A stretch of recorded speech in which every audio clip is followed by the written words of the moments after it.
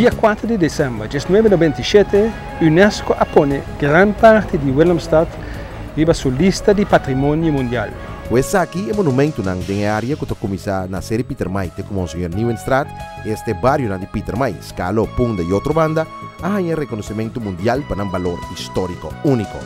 UNESCO, a Organização de Enseñanza e Cultura de Nações Unidas, estava de opinião que a influência de diferentes culturas durante o siglo, assim como o monumento de Curaçao, de origem holandês, a produzir cidade bio único na área do Caribe que vale a pena conservar.